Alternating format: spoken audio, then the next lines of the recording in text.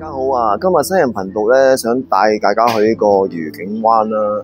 咁呢個愉景灣之前咧都有曾經因為行山過嚟咧介紹過，但係咧今次咧我想咧同大家分享下咧，今個2025年嘅聖誕咧，其實一啲氣氛咧都有啲搞作啦。你睇下呢個碼頭，其實咧嚟呢個愉景灣咧，除咗可以行山啦、搭巴士之外咧，都可以咧坐呢個渡輪入嚟嘅。咁我哋而家咧。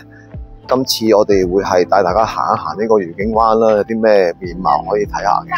咁之前講過啦，就係愉景灣其實咧，除咗好啱一家大細之外咧，其實咧佢間唔時一啲節日咧都有啲嘅佈置啦，同埋都會做一啲嘅攤位咧，俾大家去參觀啦，同埋去玩啊食咁樣。咁啊，首先啦講下啦，佢差唔多都佔呢個地方食嘢啊、吃喝玩樂啊，都差唔多都8-9成啦。咁啊，商場係有嘢賣嘅。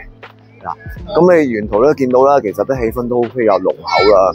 未必一定係呢度啲人入嚟嘅，有啲係真係，如果你好耐冇嚟過，或者想參觀下嘅話咧，咁啊值得嚟嘅。因為點解咧？愉景灣其實你當係一日可以消磨下時間啦，同埋。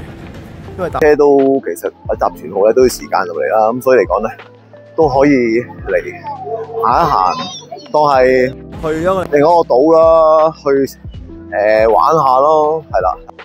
見到啦，嗱呢個聖誕氣氛就係呢嚿嘢啦。咁啊，除此之外咧，其實除咗喺呢一個廣場，亦都有另外一邊咧，佢會有一啲嘅攤位咧，會係做一啲擺設啦。咁我哋咧行近望一望佢啦。咁其實呢度咧都話大唔大，話細唔細，因為佢都有一個私人嘅海灘嘅，叫大白灣。咁啊，我陣間會帶大家去行一行嘅。咁啊，呢度咧有一啲攤位啦。咁如果佢平時咧冇一啲嘅，譬如話一啲節日嘅氣氛嘅話咧，咁呢度咧係一個廣場啦，係啦。咁呢度咧今日咧就會有一啲聖誕氣氛比較濃厚嘅一啲攤位，係啦，咁你就可以去參觀下啦。咁啊，門口有個好大個水牌啦，就係 Christmas。咁啊，你會見到一眼望晒，有啲嘢咩擺設啊，有啲食啊、玩啊，有啲可以俾大家去參觀嘅一啲 souvenir 啊、啲紀念品啊都有嘅。一覽無遺嘅，係咪？好啦，咁我哋行過咗呢個之後咧，我哋就慢慢再行前啦。咁其實前邊咧都仲係有一啲嘅商場嘅一啲商鋪啦，同埋你見到開始越夜越開心啊！好多啲遊客咧慢慢嚟啦，咁所以嚟講咧，呢度其實都吸引咗好多啲。喺九龍區啊、香港區啊，甚至新界區嘅人都會過嚟，即係可能嚟呢度參觀下，或者嚟呢度玩下咁咯。特別一家大細，咁啊情侶就又要添啦，因為呢度其實都幾浪漫嘅，特別係夜晚。嗱，咁我哋而家咧慢慢行前咧，你又見到一個海灘啦。咁啊呢度其實咧如果你話點樣去計劃一日嘅行程咧，我就會覺得你可以過嚟食個晏晝啦，然之後喺度咧影下相，跟住又整翻個下午茶，跟住可以去商場咧行一行，因為佢都有啲商鋪可以行下嘅。嗱，前邊咧就係大白灣啦，就係愉景灣嘅一個海灘嚟嘅。咁啊，如果你夏天嚟嘅話咧，呢度咧好多人游水。同埋都話晒都係愉景灣嘅海灘係乾淨嘅，係啦。咁啊，當然啦，都強調一句啫，呢度都係冇救生員嘅，佢都寫到明㗎啦。因為呢度咧係屬於私人海灘，咁所以嚟講咧，呢度係唔會有救生員。咁所以嚟講咧，大家嚟游水嘅時候咧，要注意下啦。呢度會寫明係告示牌嘅。咁啊 zoom 俾大家望望海灘，一覽無遺，好靚啊！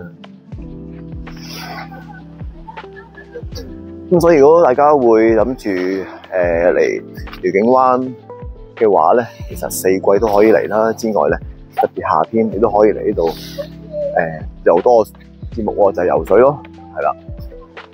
咁啊，今日咧我哋咧就係由呢個梅窩行過嚟嘅。咁之前我都有節目介紹過嘅，咁大家都可以睇翻係點樣行過嚟啦。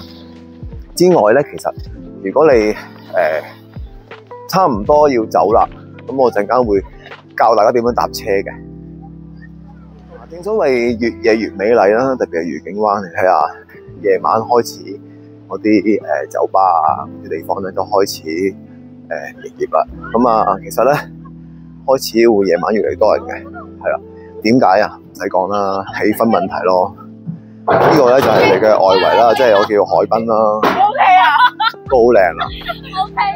咁你見到咧，其實咧愉景灣佢即係呢個地方啊，即係你入到嚟咧，其實你係好似去咗另外一個世外桃源咁樣嘅，係啦。咁同你去呢個南丫島啊，去長洲又係另一番風味嘅。咁我哋而家咧行緊呢個海濱咧，慢慢就出翻去，咁啊帶大家去搭呢個巴士出翻去啦。嗱，我哋遠望前邊咧就係碼頭啦，頭先介紹過啦。咁我哋咧沿翻出去咧，我哋就會見到巴士站。咁我哋又行翻入商場就 OK 嘅。咁我哋而家咧就慢慢就行翻出去商場咧，就穿過呢一個商場叫做 DB Plaza。咁我哋就可以上翻去咧搭呢個巴士嘅。咁巴士個編號係 DB01啦。咁佢個班次咧都好密嘅。咁我哋而家慢慢行翻出去咯喎。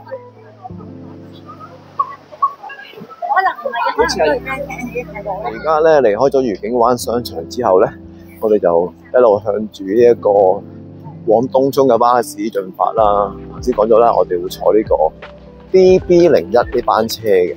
咁啊，佢嘅班次咧其實都好密嘅。咁佢會有分咧平日啦、星期六日啦班次嘅。咁我陣間都會 show 俾大家望望，咁啊大家可以留意翻班次，咁你就會知道有啲咩時間可以上車啦。班 DB01車啦，咁啊大家望望我個班次就知道啦。